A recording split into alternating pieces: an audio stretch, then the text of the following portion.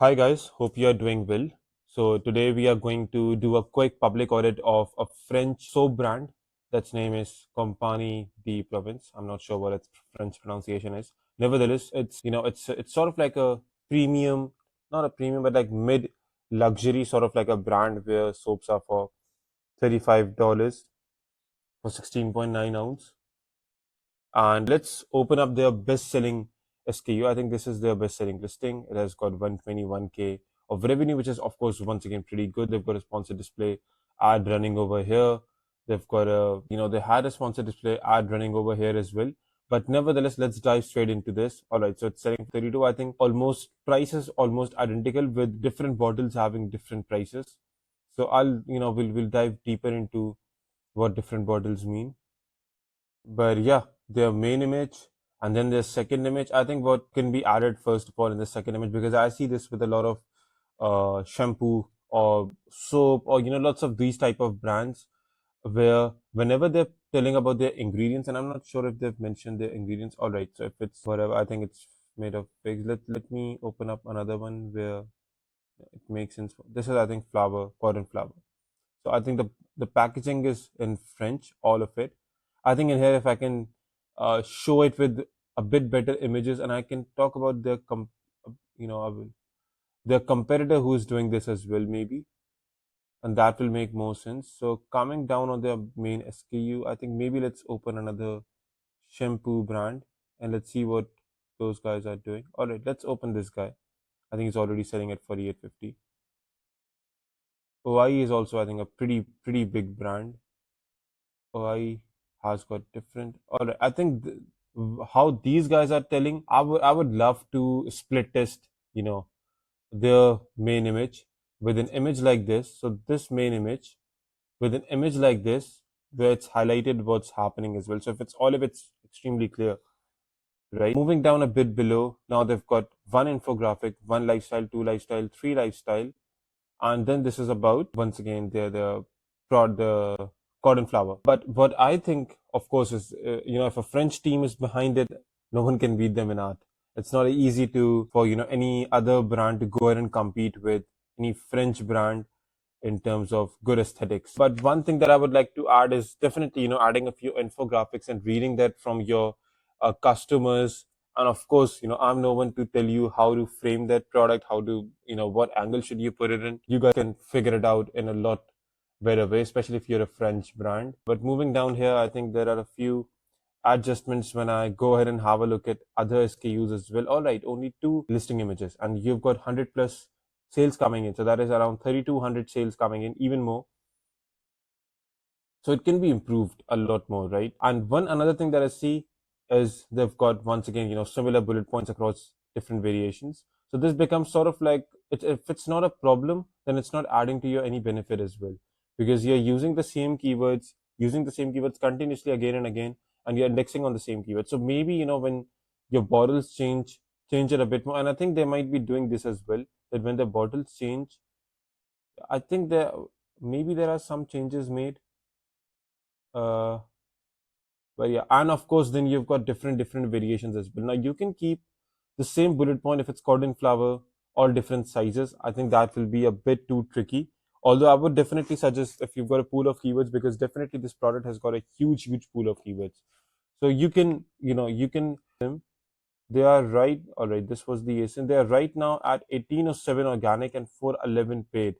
But I honestly think with the number of variations, at least 4, 8, 12, 16, 1, 2, 3, 4, 5, 6, 7, 8, 9, 10. I think it's at least like what 80, 90 variations. So those are like huge number of variations, right? Uh, so I would definitely ask them to go ahead and make some changes to their bullet points. Now coming down a bit below, let me check this as well. All right, so their price has been the same. It had a small fluctuation. I think there was some fluctuations with the price, but I don't mind. I think they're very small. Uh, Moving down a bit below. Now this is sponsored. They have the defensive targeting running on their own product, which is once again great. Then they've got another row of once again them targeting and a few other brands targeting as well. Now, of course, a few other brands will always target you. Now, one thing that Amazon is updated just right now is, I think, on PC, on by if you're using it on your laptop, they're not showing the whole A plus content, which is kind of sad because you can A plus content could have strategically used as well by adding as many carousels as possible to ensure that with the next sponsored product placement, you're creating as much friction as possible. But in here, Amazon has avoided it. But nevertheless, these guys have also not created premium A plus content. I think definitely with a brand who's already doing good in terms of revenue, and they're one of the main reasons why it sells is, other than its, of course, like formulation and all, it's also because of its sense of aesthetic, sense of owning a minimalistic brand for people, which is a French made soap. So you need to add more and more creative just to excite those people more, just to not just create your authenticity, because that has been created by your reviews, but just to make it more aesthetic, make it more pleasing for your new to brand customers. Another very important thing, I don't see any subscribe and save, which is, I think, if I had to jot down one important point, was to create a subscribe and save button over here, and I don't see it here. All right, it's already here. My bad. Yeah. But of course, the metrics that you have to take care of is your new to brand customers versus your repeat purchase rates. Moving down a bit below, all right, they've got multiple stuff in here. The customer reviews. Let's go back to just reverse hastening them and then seeing what's happening. So total search volume that is captured is around 1.7 mil, which is, I would say, it's huge. I would do one thing over here.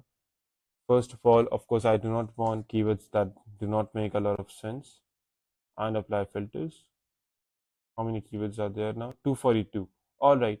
Moving down a bit below, now this is where a bit of a problem comes in. Let me actually make it even more interesting. Yeah. So this is one of the keywords where they're ranking at fourth of spot. This is another keyword where they're ranking at 18th spot. Once again, both of these keywords have got absolutely, just a very low amount of keyword sales. So these are 34 and 24, right? And your 34 and 24, it's not a good keyword to, just select them and rank them at. And especially if you are such a huge player in the market, or if you've got such huge variations.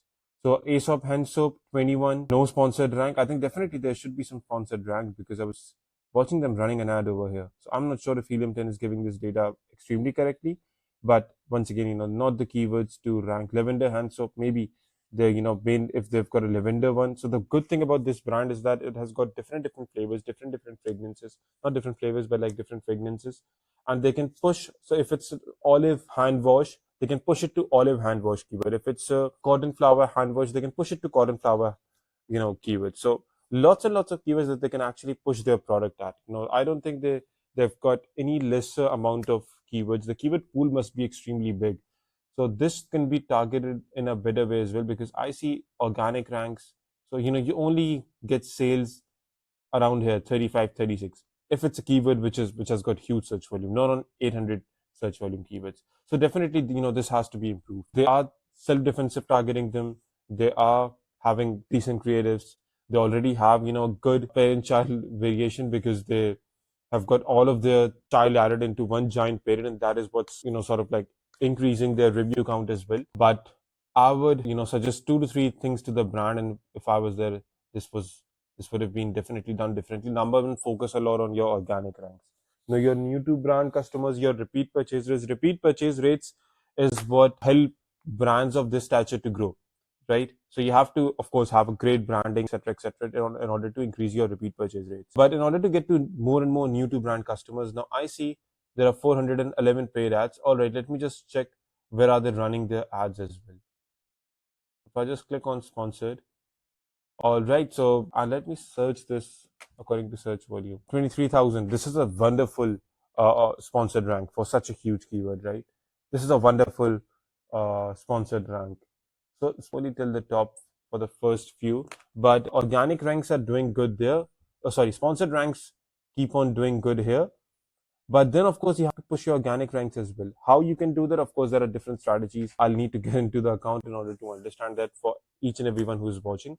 But I would say 2 to 3 things. Number one, if you want to figure out that which organic keyword you want to rank at, and once again, this is not a thumb rule, it's just to give you a basic idea. See your relative CTR versus your competitor's relative CTR. So Amazon sort of like ranks you based on multiple signals. It could be relative CTR, it could be order velocity, it could be review velocity, and every one has got a different weightage. So, I was having a conversation with Brian Johnson, and we were talking about ranking on Amazon as well. This is, what we were talking about, that if you've got like different weightages, which weightage to actually target? You actually target which moves the needle the most. So if CTR and relative CTR is moving your needle the most, you focus on that. If your conversion rate and relative conversion rate as compared to your competitors is moving your needle the most, you focus on that. With your review velocity, it's you can control it indirectly but not directly.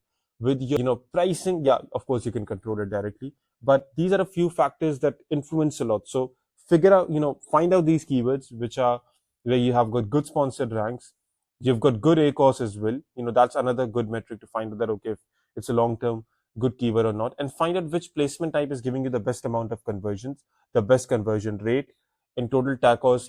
It's the best. So the best conversion rate, the best CTR, you push on that placement, and then you push on that keyword. That's why, even a bit of a bad ACOS, not extremely bad ACOS, you have to do your financials yourself, because of course each brand has got its own gross margin. But if you've got like a bit above your ACOS. So, for example, your rest of search is 70% and your top of search is 80%. But on top of search, you've got 5% better conversion rate and 10% better CTR. You always move on there. In another video, I'll go ahead and discuss the math as well. But you have to target your better CTR, better CVR, because Amazon's algorithm is working in a way where if you've built your proof of performance that you're performing better in terms of CTR than your competitors, Amazon incentivizes you. That's why a lot of new sellers or a lot of new brands rank on the top of categories where someone else has got much higher reviews, even much higher review count as well, even much higher sales velocity as well. But why they're ranked high is because they've got better relative CTR, they've got better relative CVR. Maybe they're bringing in external traffic or some black hat tactics. We are not going to talk about that. We're going to talk about what can be controlled. This is what can be controlled. So summing it up for the brand, top 3 points. Number one, improve your organic rankings. I think that can potentially improve your revenue and profit a lot higher than what's being done right now. Number second, very important, is if you can add more infographics, add them. Simple as that. Add more infographics. Add, if you've got lesser listing images here, add all of it. Do not leave any prime real estate to anyone else. For customers to not come on this listing and not convert in here. Even if you're not running any ad on here, and these guys are like cross selling, they're buying after clicking on here and then coming to your listing, even then you do not need to have lesser amount of images.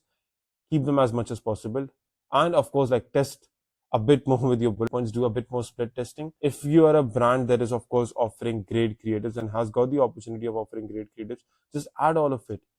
Have premium A plus content. Do not, you're competing with some mega giant brands as well. This is one of the competitors, and of course see their A plus content. Now they've got premium A plus content. So just ensure that your creative side is sorted, your all of your real estate is built, your split testing, and then of course you've got good organic rankings as well. So this is what any customer, any competitor would identify from what the brand is doing right now. Thank you.